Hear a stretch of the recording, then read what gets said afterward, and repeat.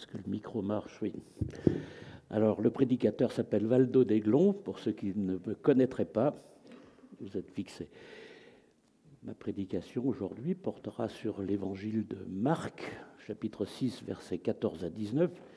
Et le titre que je vais donner à cette prédication, c'est Jean-Baptiste et Hérode, exemple et contre-exemple. Donc, quelques rappels d'abord sur cet évangile de Marc. C'est un livre d'action plus que de paroles. Il est dépourvu de longs discours et il contient assez peu de paraboles. Un bref résumé du livre. Au début, en seulement 11 versets, Marc présente d'abord le ministère de Jean-Baptiste qui est venu préparer la venue de Jésus en prêchant le baptême de repentance pour le pardon des péchés. Jean baptise Jésus, il descend sur Jésus, une voix, celle de Dieu, se fait entendre en déclarant au sujet de Jésus « Tu es mon fils, mon bien-aimé, en toi j'ai mis toute mon affection ». On est tout de suite fixé sur la prééminence de Jésus-Christ et sa divinité en tant que fils de Dieu.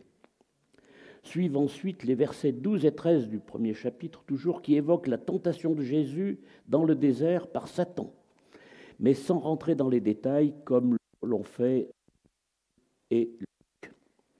Puis, avec la seule transition marquée par l'arrestation de Jean-Baptiste, que là encore Marc ne détaille pas, contrairement à Matthieu, nous arrivons très rapidement au verset 14 et 15, toujours du premier chapitre, à la prédication de l'évangile de Dieu. Lisons juste ces deux versets. « Lorsque Jean eut été arrêté, Jésus se rendit en Galilée, il y prêcha la bonne nouvelle qui vient de Dieu.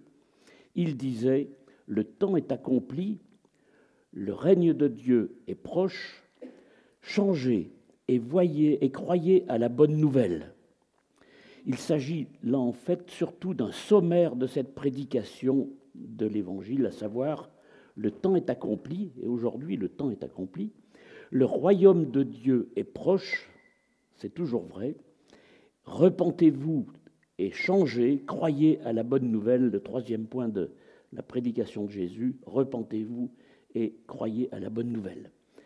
Le programme est posé, il ne s'agit plus de tergiverser, mais de l'appliquer. Après avoir vu à la fin du chapitre 4 et au chapitre 5 que Jésus était plus fort que la tempête et que les démons, mais aussi plus fort que la maladie et que la mort, puisqu'il a pu guérir et ressusciter, eh bien, il a envoyé ses disciples en mission 2 par 2, vous vous souvenez, au début du chapitre 6, et nous arrivons donc maintenant à notre texte, les versets 14 et 29 du chapitre 6, que nous allons lire.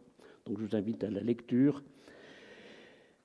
Le roi Hérode, verset 14, entendit parler de Jésus, car sa réputation se répandait partout. On disait de Jésus, « C'est Jean-Baptiste qui est ressuscité, c'est pour cela qu'il détient le pouvoir de faire des miracles. » Verset 15, d'autres disaient, « C'est Élie. » D'autres encore, c'est un prophète comme il y en avait autrefois. De son côté, Hérode, qui entendait tout cela, se disait, c'est celui que j'ai fait décapiter, c'est Jean, il est ressuscité. En effet, Hérode avait fait arrêter Jean, il l'avait fait enchaîner et jeter en prison à cause d'Hérodiade, la femme de Philippe, son demi-frère, qu'il avait épousé. Car Jean disait à Hérode, tu n'as pas le droit de prendre la femme de ton frère. Hérodiade, furieuse contre lui, cherchait à le faire mourir, mais elle n'y parvenait pas.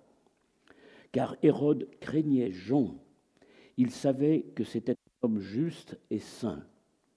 Il le protégeait donc. Quand il l'entendait parler, il en restait fort perplexe. Et pourtant, il aimait l'entendre. Un jour, cependant, Hérodiade trouva une occasion favorable lors de l'anniversaire d'Hérode. Celui-ci organisa ce jour-là une grande fête à laquelle il invita les hauts dignitaires de la cour, les officiers supérieurs et les notables de Galilée. Au cours du banquet, La fille d'Hérodiade entra dans la salle, elle dansa, Hérode et ses invités étaient sous son charme. Le roi dit alors à la jeune fille, « Demande-moi ce que tu voudras, et je te le donnerai. » Il alla même jusqu'à lui faire ce serment. « Tout ce que tu me demanderas, je te le donnerai, même si c'est la moitié de mon royaume. » Elle sortit pour prendre conseil auprès de sa mère. « Que vais-je lui demander ?»« La tête de Jean-Baptiste, lui répondit celle-ci. Aussitôt, la jeune fille se hâta de retourner auprès du roi pour lui exprimer son vœu en ces termes. « Je veux que tout de suite tu me donnes sur un plat la tête de Jean-Baptiste. » Le roi fut consterné, mais à cause de son serment et de ses invités, il ne voulut pas le lui refuser.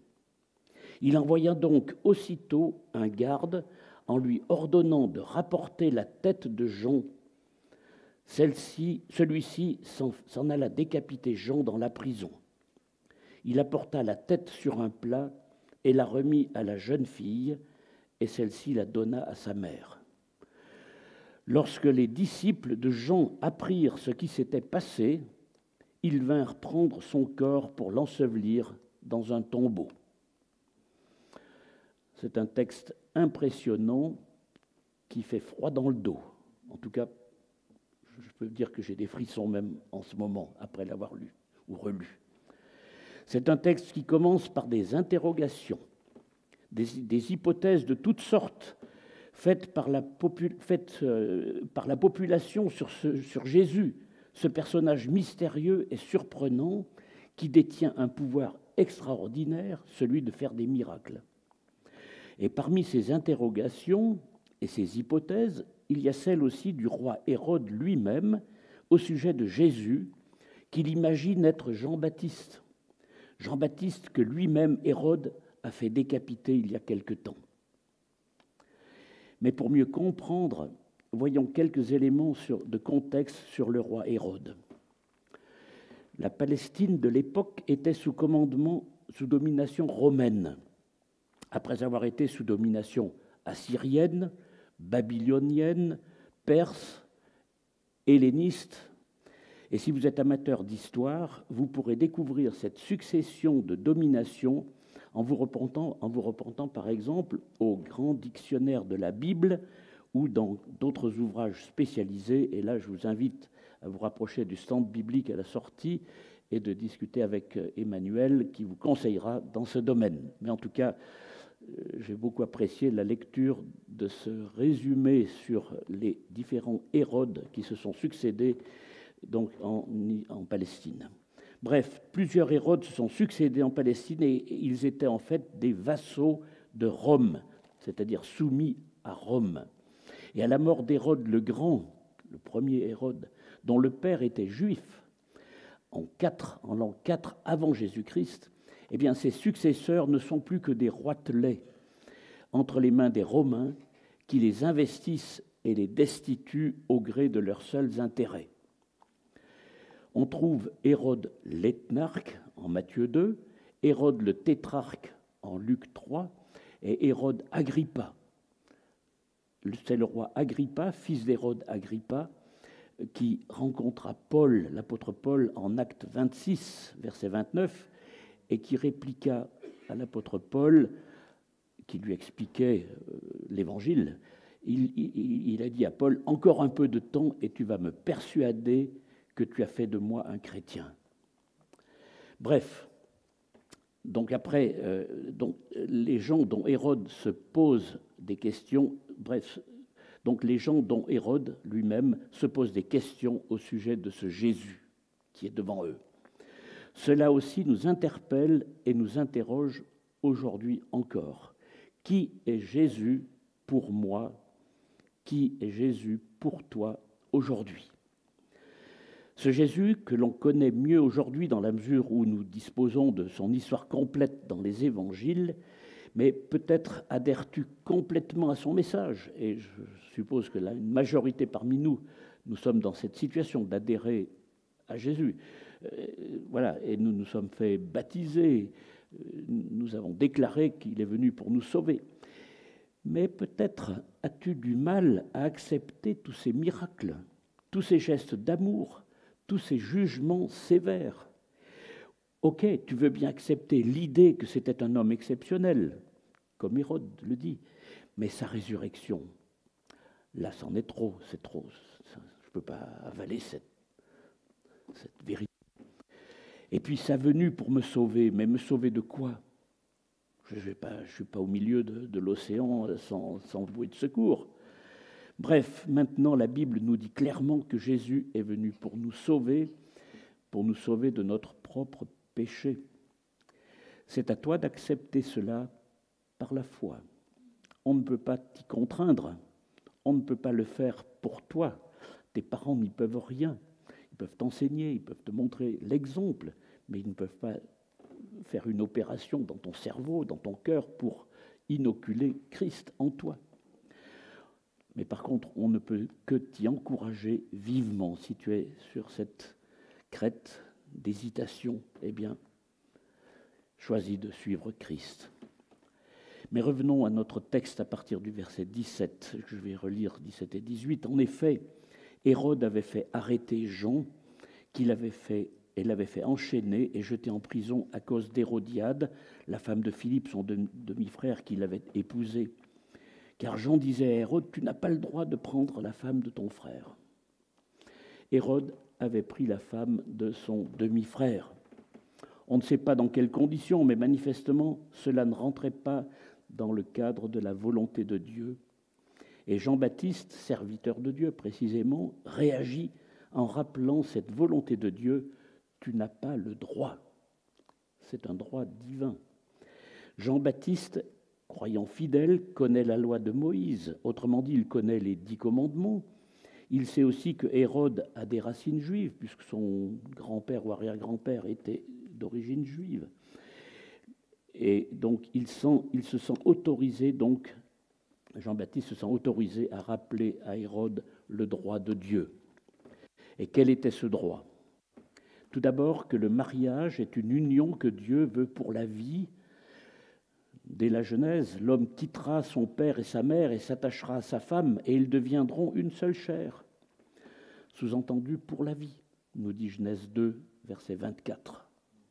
Ensuite, les directives de Dieu dans sa loi, dans Exode 20, de 1 à 18, on trouve le 7e et le 10e commandement qui sont très clairs. Le 10e, tu ne convoiteras point la maison, la femme de ton prochain, ni aucune autre chose qui appartient à ton prochain. Et le 7e commandement, tu ne commettras pas d'adultère. Manifestement, Hérode a eu tort de prendre la femme de son demi-frère. Et aujourd'hui, le mariage doit être respecté comme étant le cadre, la norme fixée par Dieu, une alliance d'amour à l'image de l'amour de Christ pour son Église. Dans l'Épître aux Éphésiens, chapitre 5, verset 25, où il y a l'identification du mariage à l'amour entre Jésus et son Église. Cette alliance n'a pas été respectée par Hérode et Hérodiade. Le principe de cette alliance est toujours d'actualité aujourd'hui. C'est toujours la norme fixée par Dieu et que les chrétiens doivent respecter. C'est ce que la parole de Dieu nous enseigne, c'est aussi ce que notre Église enseigne, c'est aussi ce que chaque chrétien doit suivre pour le mariage. Aujourd'hui, autour de nous, dans le monde qui nous environne, la première question que l'on se pose, c'est est-ce que je dois obligatoirement me marier? Ne puis-je pas simplement vivre avec quelqu'un comme ça sans être marié? Ensuite se pose la question pour un chrétien du choix du conjoint. Est-ce qu'en tant que chrétien, puis-je me marier avec un non-chrétien? Nous voulons encourager chaque couple à se marier et à cultiver avec persévérance cet amour, cette fidélité que Dieu nous commande. C'est un combat quotidien qui requiert toute notre attention et notre énergie jusqu'au bout, jusqu'à ce que la mort nous sépare.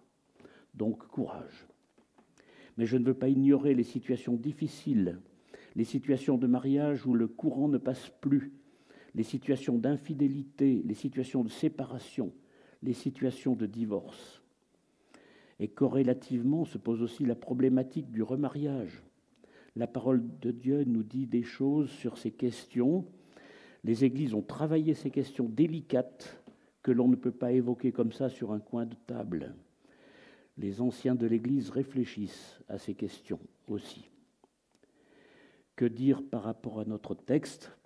Eh bien, c'est que Hérode a fauté en s'unissant à la femme de son frère. Avertissement pour nous, que nous soyons déjà mariés ou non, de ne pas chercher à nous intéresser au conjoint du voisin ou de la voisine. Nous sommes exhortés à l'amour et à la fidélité. Notre texte nous enseigne aussi une deuxième chose, c'est que l'on ne peut pas envisager s'engager valablement avec Dieu à moitié. Verset 20, Hérode, on voit que Hérode craint et respecte Jean. Et au verset 20, il dit « Car Hérode craignait Jean, il savait que c'était un homme juste et saint, il le protégeait donc. Quand il l'entendait parler, il en restait fort perplexe, et pourtant il aimait l'entendre. » Le texte ne dit pas qu'Hérode craint et respecte Dieu. Il dit qu'Hérode craint et respecte Jean-Baptiste, au point, au verset 26, d'être consterné par la nouvelle situation qu'il vient d'engendrer par sa promesse de répondre à la volonté de la fille d'Hérodiade. Il est dans une situation intermédiaire, Hérode. Il aime entendre Jean-Baptiste, mais son enseignement qui vient de Dieu le rend très perplexe, comme on vient de le lire au verset 20. On pouvait penser qu'il avait fait un bout de chemin vers Dieu, mais il n'avait pas accepté Dieu dans sa vie pour la conduire et la diriger. Ce passage nous montre l'enchaînement des malheurs qui découlent du non-respect de Dieu lui-même, une véritable cascade de malheurs. Hérode craignait Jean-Baptiste, mais il ne craignait pas Dieu. Cela l'a conduit à mettre Jean-Baptiste en prison et aussi à promettre des choses inconsidérées, complètement irréfléchies, promettre n'importe quoi sans réflexion. Et là, je ne peux m'empêcher de vous lire un petit commentaire que j'ai lu précisément dans le guide pour la lecture de la Bible, la Ligue pour la lecture de la Bible. Je fais un peu de publicité pour Emmanuel aussi. C'est des guides de lecture quotidienne. Et il se trouve que le 22 octobre, c'est-à-dire c'est tout récent, dans ma lecture, j'ai trouvé cette petite phrase qui est un peu une énigme. Alors écoutez bien, et je vous interrogerai à la sortie pour savoir si vous l'avez retenu. Ne fais rien que tu ne pourrais défaire avant d'avoir réfléchi à ce que tu ne pourras plus faire quand tu l'auras fait. C'est une énigme, hein. C'est pas.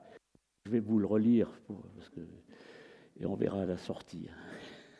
Ne fais rien que tu ne pourras défaire avant d'avoir réfléchi à ce que tu ne pourras plus faire quand tu l'auras fait. Hérode a fait la triste expérience de la non-application de ce précepte, qu'on pourrait exprimer plus simplement, mais réfléchissez-y et nous en reparlerons.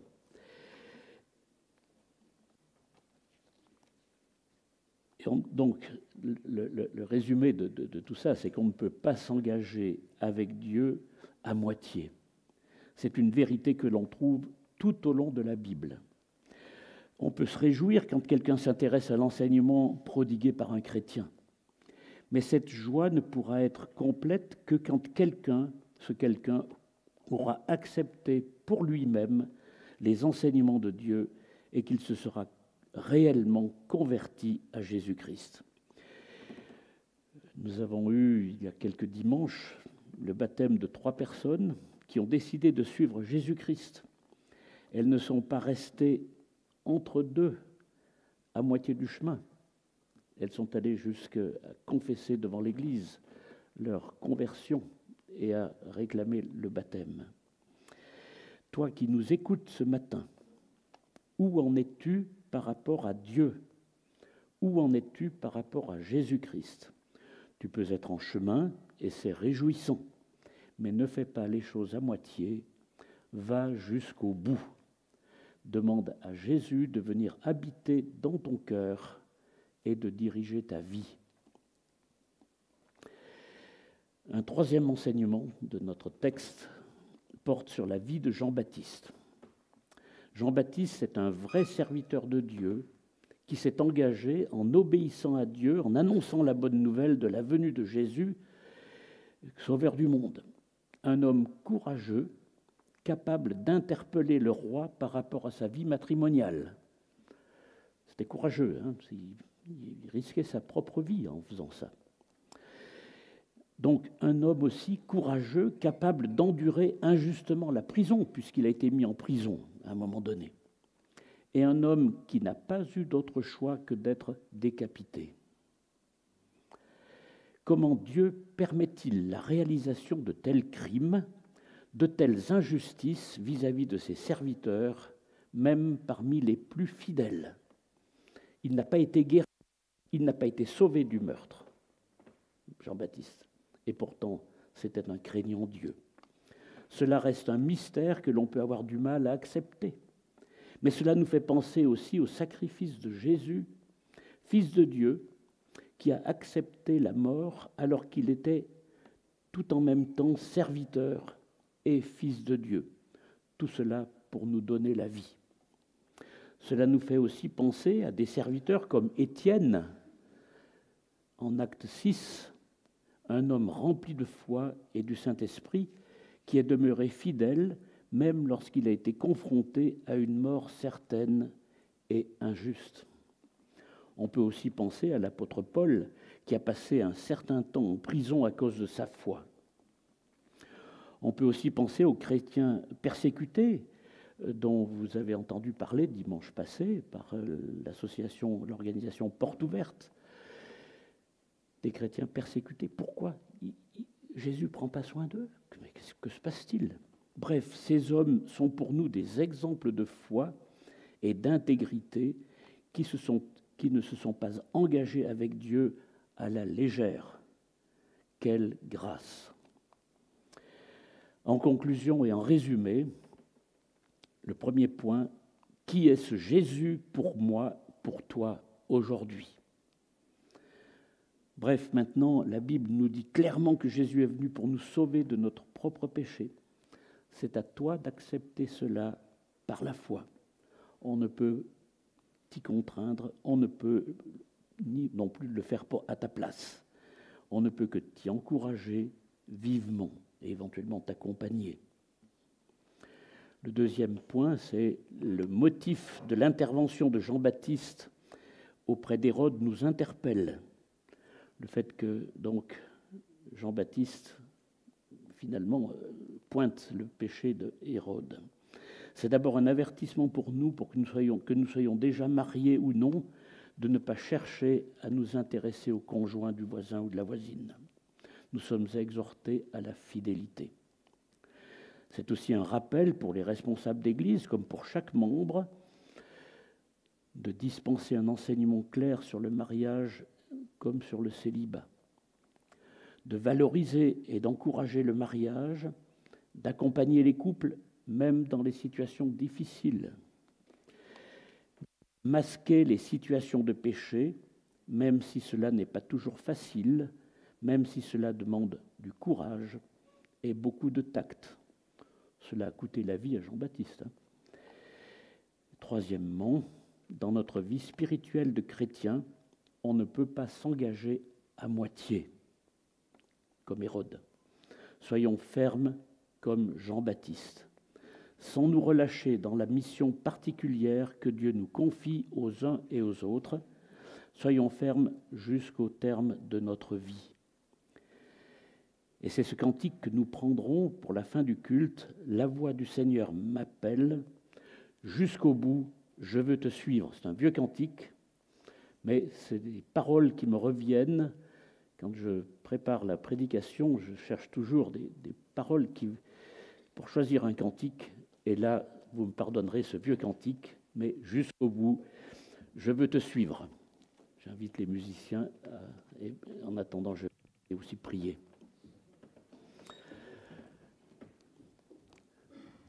Seigneur, nous sommes émerveillés par ta parole. Elle nous confond dans nos idées reçues. Elle nous encourage, Seigneur, à être fidèles. Nous voulons, Seigneur, toujours plus te ressembler, mais aussi ressembler à la fidélité de Jean-Baptiste, qui n'a pas tergiversé avec ta volonté, qui n'a pas fléchi, qui est resté ferme. Que tu nous encourages, Seigneur, à rester ferme dans notre vie. Et pour ceux qui hésitent encore à te suivre, Seigneur, que tu parles à leur cœur. Conduis-nous durant tout ce jour, durant toute la semaine qui est devant nous, que nous te soyons fidèles en toutes choses. Au nom de Jésus. Amen.